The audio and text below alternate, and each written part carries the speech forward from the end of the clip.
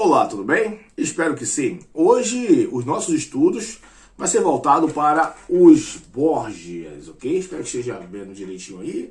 Os Borgias de Alexandre Dumas. Vamos ler a nossa introdução, nosso prólogo, e vamos enveredar nesse mundo dos Borgias e entender justamente o que aconteceu nesse período aqui, que isso aqui é muito importante, tá? Vou estar lendo aqui a contracapa para vocês, tá? Para que vocês entendam. Vamos lá aqui primeiro a orelha, ver o que é dito aqui nesse clássico, Os Borgias. Neste grande clássico estão relatadas as intrigas de Borgias, uma família de aventureiros espanhóis que passou a dominar a península da Itália e o mundo da cristandade, quando Rodrigo Borgia se tornou o Papa Alexandre VI no final do século XV. Existem rumores terríveis e até obscenos sobre os Borgias da Itália renascentista. E aqui Dumas joga um balde aí, né, de água fria e horrível na glória aí dos Borgias. Os Borgias foi publicado originalmente em Paris entre 1839 e 1840 como parte de uma coleção que se tornou sucesso instantâneo, tá? E aqui nós vamos iniciar o nosso prólogo de estudos, ok? No dia 8 de abril de 1492, em um quarto do Palácio de Carigari, a cerca de 5 quilômetros de Florença, 3 homens se agrupavam ao redor de uma cama sobre a qual jazia um quarto homem à beira da morte.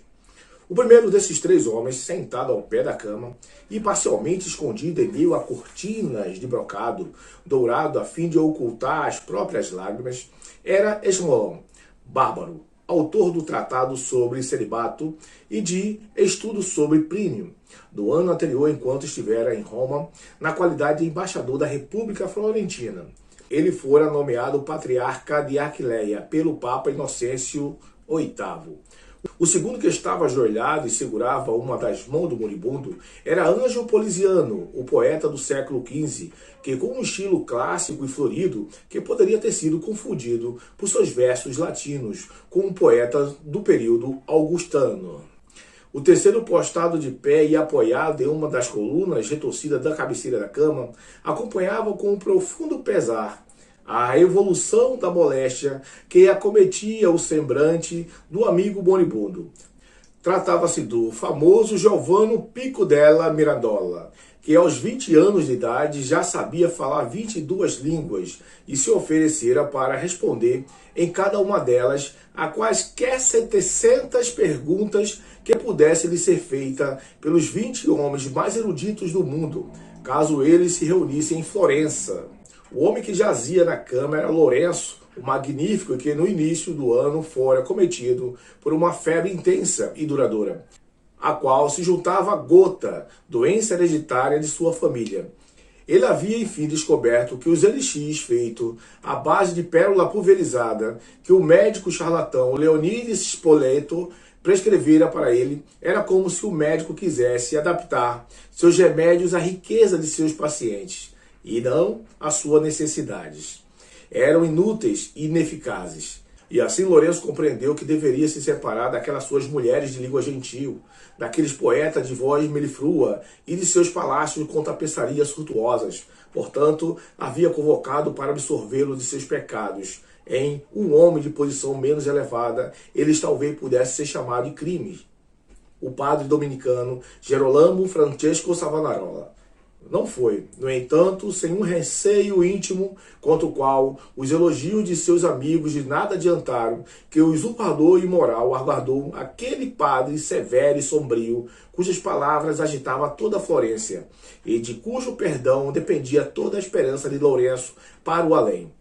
Savonarola, de fato, era um desses homens de pedra, como a estátua do comandante que vinha bater a porta dos libertinos, sempre entregues aos festejos e às orgias, para anunciar que era chegada a hora de começar a pensar no paraíso.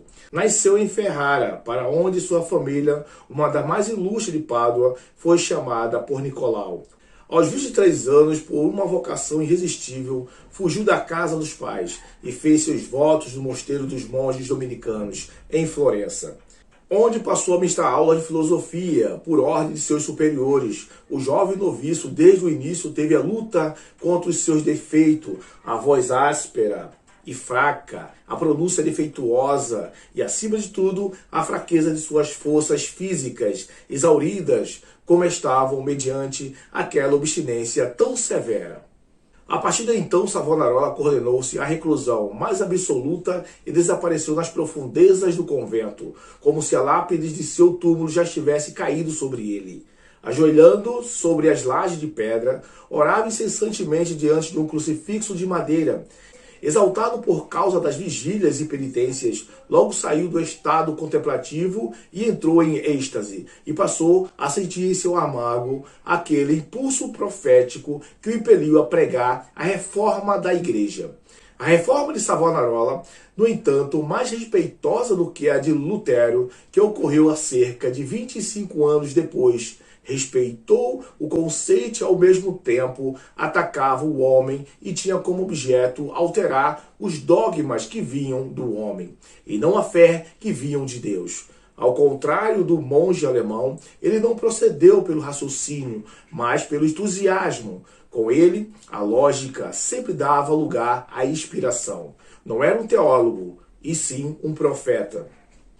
Todavia, embora até então ele tivesse baixado a cabeça diante de autoridades da igreja, já havia levantado contra o poder temporal, a liberdade civil, a religião, que lhe parecia duas virgens igualmente sagradas, de modo que, em uma opinião, ao subjugar Florença, Lourenço era tão culpado quanto o Papa Inocêncio VIII, ao desonrar a igreja.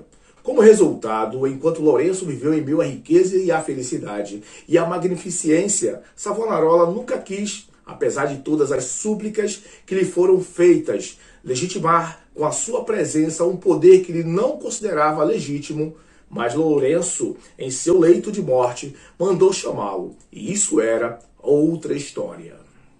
O austero pregador partiu imediatamente de cabeça descoberta e pé descalço, na esperança de salvar não apenas a alma do moribundo, mas também a liberdade da República de Florentina. Lourenço, como já mencionamos, aguardava a chegada de Savonarola, com um misto de impaciência e apreensão, de modo que, ao ouvir o ressoar dos passos, seu semblante pálido adquiriu um tom ainda mais cadavérico. Ele se levantou na cama, apoiando-se sobre um dos cotovelos, e ordenou aos três amigos que o deixassem sozinhos. Eles obedeceram de imediato, e mal tinha saído por uma porta, e a tapeçaria que pediu sobre outra foi inçada, o que o monge, pálido, imóvel e solene, despoutou-se na soleira. Ao vê-lo, Lourenço de Médici, identificado em sua fronte de mármore e a flexibilidade de uma estátua, deixou o corpo cair sobre a cama, dando um suspiro tão profundo que se poderia supor que fosse o último. O monge olhou ao redor do cômodo como se quisesse se certificar de que estava a sós com o moribundo. Então, avançou com passos lentos e solenes em direção à cama.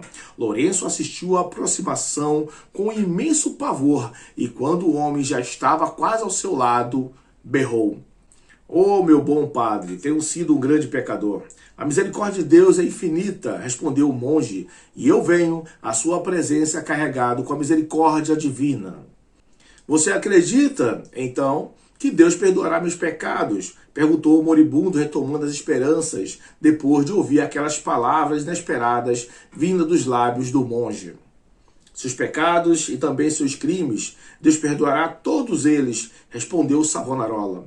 "Deus perdoará seus prazeres frívolos, seus prazeres adultérios, seus festivais obscenos. Lá se vão seus pecados. Deus perdoará por ter prometido uma recompensa de 2.000 florins aos homens que trouxesse a cabeça de Diotisalvi, Nerone, Nige, Ângelo, Antibore, Nicolo, Sanderini e o dobro do dinheiro se estes fossem trazidos com vida.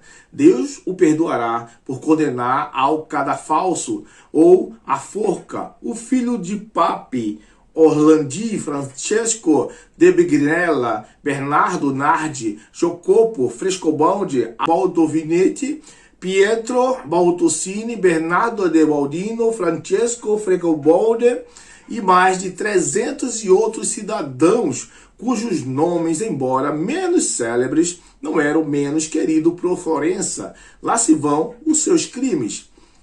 E a cada um desses nomes que Savonarola pronunciava muito lentamente, mantendo os olhos fixos no moribundo, Lourenço respondia com um gemido que provava que a memória do monge era de fato precisa. Então, quando Savonarola terminou de falar, Lourenço lhe perguntou em tom de dúvida: "E você acredita, padre, que Deus me perdoará por tudo? Tanto por meus pecados quanto por meus crimes?" "Por tudo", respondeu Savonarola, "mas com 3 condições básicas." "Quais são elas?" Quis saber o moribundo, claro. "A primeira", disse Savonarola, "é que você tenha uma fé absoluta no poder e na misericórdia de Deus." "Meu bom padre", respondeu Lourenço energeticamente, "essa fé está enraizada no fundo do meu coração." "A segunda", continuou Savonarola, "e que você devolva a propriedade alheias que confiscou injustamente e manteve para si." "Mas, padre, terei tempo suficiente para fazer isso?" perguntou o moribundo. "Deus lhe concederá o tempo necessário", respondeu o monge. Lourenço fechou os olhos, como se quisesse refletir profundamente. Então, após um instante de silêncio, respondeu: "Sim, padre, farei isso." "A terceira", concluiu Savonarola, "é que você devolva a República Independente e a liberdade de outrora." Lourenço emperdigou-se na cama, impelindo um movimento brusco, e lançou um olhar questionável ao dominicano, como se quisesse descobrir se havia se enganado ou se não ouvira direito. "A terceira", concluiu Savonarola, "é que você devolva a República Independente e a liberdade de outrora." Lourenço empertigou-se na cama, impelido por um movimento brusco, e lançou um olhar questionador ao dominicano, como se quisesse descobrir se havia se enganado ou se não ouvira direito. Savonarola repetiu as mesmas palavras. "Nunca, nunca", exclamou Lourenço, tornando a deitar, meneando a cabeça. "Nunca." O monge, sem dizer mais nada, fez menção de ir embora. "Padre, meu bom padre", chamou o moribundo, "não me abandone assim. Tenha piedade de mim." "Tenha piedade de Florença", retrucou o monge. "Mas, padre", exclamou Lourenço, "Florença é livre, Florença é feliz. Florença é escrava, Florença é pobre", exclamou Savonarola. "Pobre de inteligência, pobre de dinheiro e pobre de coragem. Pobre de inteligência, porque depois de você, Lourenço, seu filho Pedro ficará no comando. Pobre de dinheiro, porque com os fundos da República você bancou a suntuosidade de sua família e o crédito de seus bancos. Pobre de coragem, porque você tirou dos magistrados legítimo a autoridade que lhes pertencia constitucionalmente e desviou os seus cidadãos do caminho duplo da vida militar e civil, no qual, antes de terem sido extenuados por seus luxos, eles exibiam as virtudes de outrora. Então, com os olhos vidrados e reluzentes, como se vislumbrasse o futuro, o monge continuou: "Quando chegar o dia, e não tardará de acontecer, em que os bárbaros descerão das montanhas, as muralhas de nossas cidades, assim como as de Jericó, desabarão ao som de suas trombetas.